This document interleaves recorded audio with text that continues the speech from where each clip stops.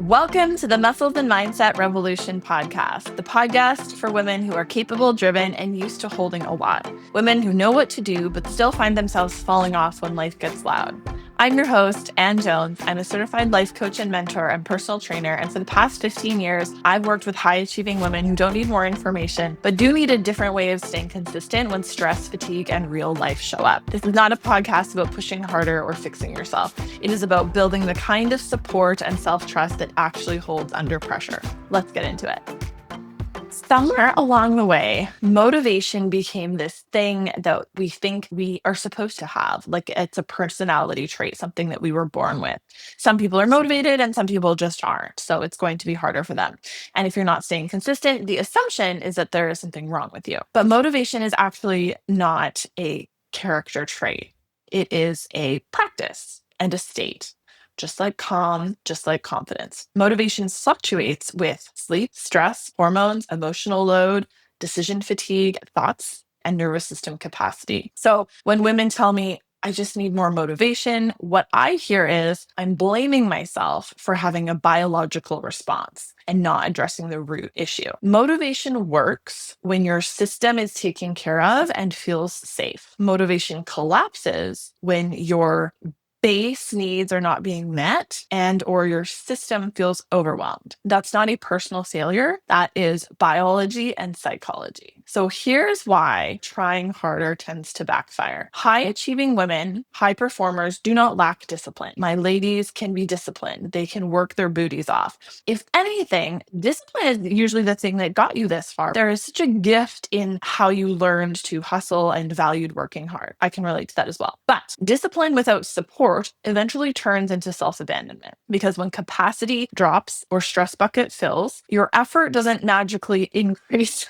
to support it. We can try, we'll try. And I talked a couple weeks ago about why just continuing to try harder is not the ticket. But the body does not respond to pressure with productivity. It responds with protection. So when your stress bucket fills, your nervous system prioritizes survival, not self-improvement and not vanity. So asking yourself to push through, to try harder during those moments actually doesn't build resilience. It teaches your nervous system that care only happens when you're high performing. And that's when your consistency begins to feel fragile. Here's the part that women in our demographic never get taught. Self-leadership has quietly been rebranded as doing everything alone. Boss babe culture, hustle culture, independence. I'm a strong feminist, but self-leadership has been glorified and rebranded as doing it without help, without containment, and without external support. Just you, your willpower, and an excellent day planner.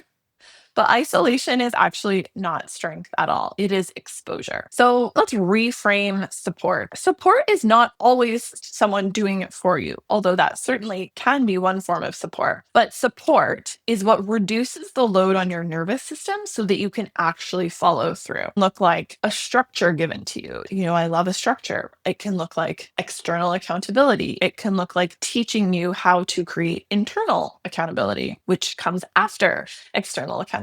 It can look like very clear expectations. Clarity and direction is usually what women are missing almost every time I have a consultation with a new client. Support can look like having to make fewer decisions. One of my favorite parts of having a coach, honestly, is not the strategy or the plan that they give me. It is containment, being in container with them. I have a very busy mind, always going. I am an overthinker. I see possibility everywhere. I'm constantly inspired by things. And sometimes the most supportive thing in the world is hiring someone to bring me back to focus. My team does this for me. Shout out to Laura. If you guys know Laura, my right-hand lady, I'll constantly be like, I have this new idea. And she'll be like, but we're doing this month. I'm like, okay.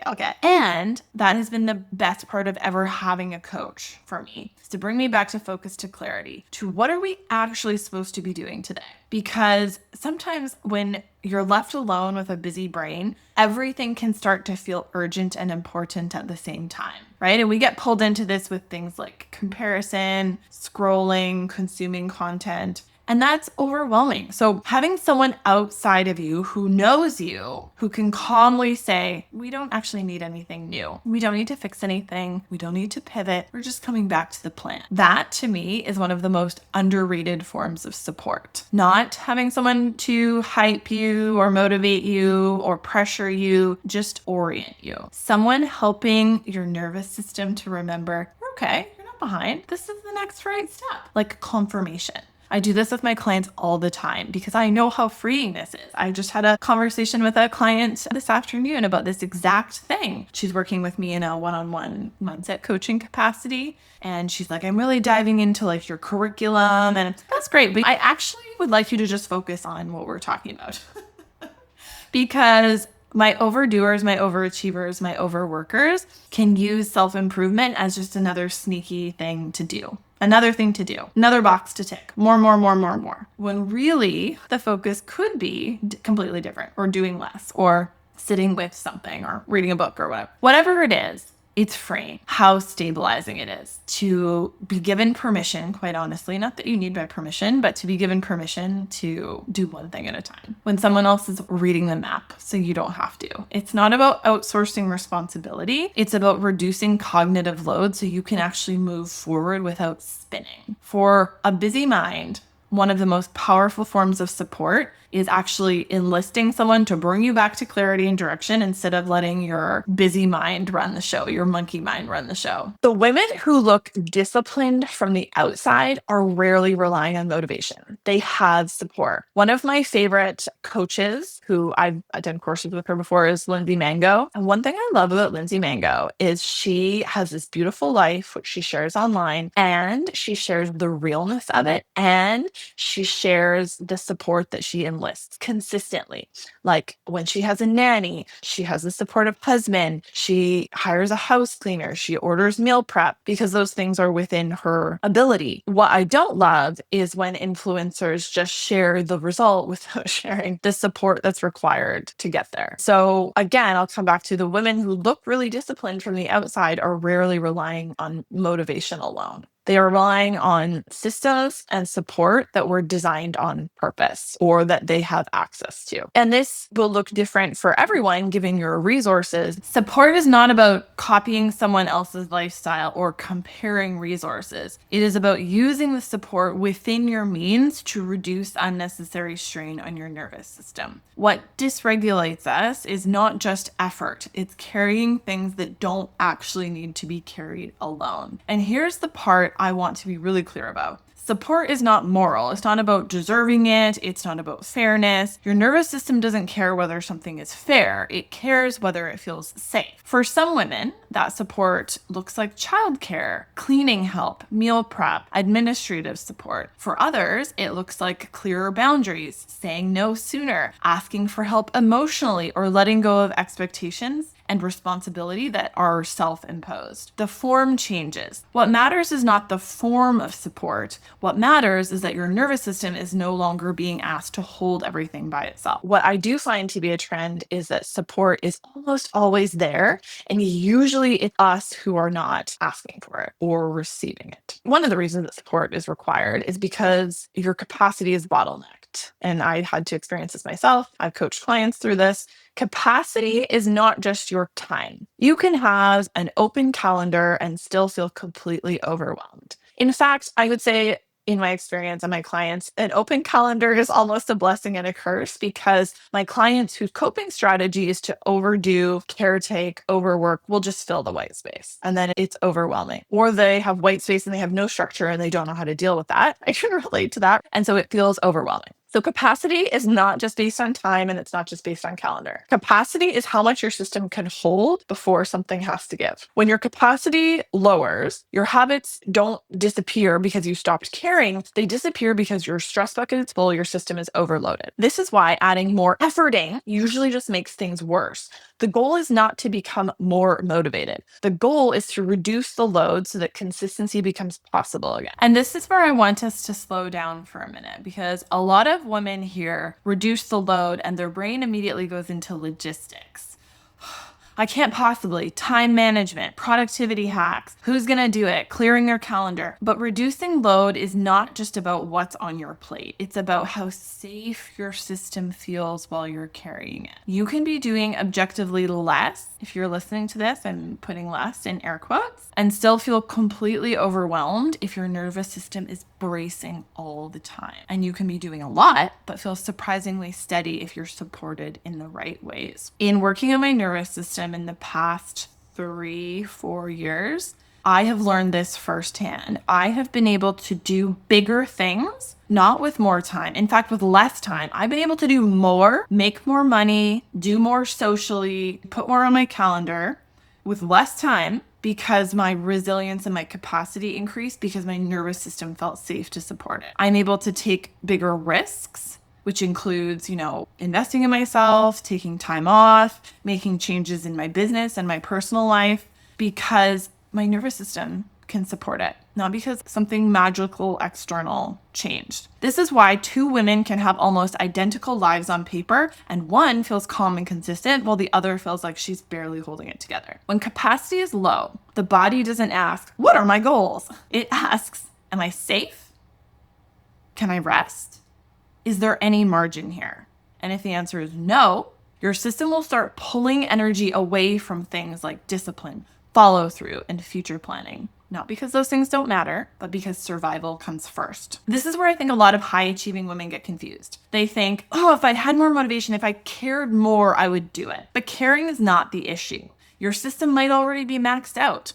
White knuckling through low capacity doesn't build strength. It builds fragility because every time you override your system instead of supporting it, you teach yourself that consistency requires suffering. And eventually, something in you opts out. Support is what interrupts that cycle. Not because it makes things easy. You may still have to work hard, but because it makes things possible. Support creates margin. Margin is what allows your nervous system to stay online long enough for habits to stick. So if you've been wondering why you can start things but you can't sustain them, I want you to hear this clearly. It may not actually be that you're bad at follow through. It may be that you've been asking yourself to do it without enough containment. I want to pause here for a second, say this clearly. You do not need to do anything after you listen to this episode. But if what I'm talking about is landing and you are someone who finds it grounding to see how this works instead of just hearing it, I've shared 2 resources privately that go deeper into capacity and nervous system load. They are not checklists, they are not action plans, they are context. One is a worksheet that walks you specifically through what nervous system capacity actually is and how stress moves through the nervous system. The other explains why more effort, particularly in a fitness context, stops working when your recovery is low. I've shared them inside my Substack for my Substack members because that space is intentionally slower and more containment, right? So if you're someone who values having the right support at the right moment, you'll probably feel very at home there. I will include the link to that Substack post in the show notes. And if not, let this episode be enough for today.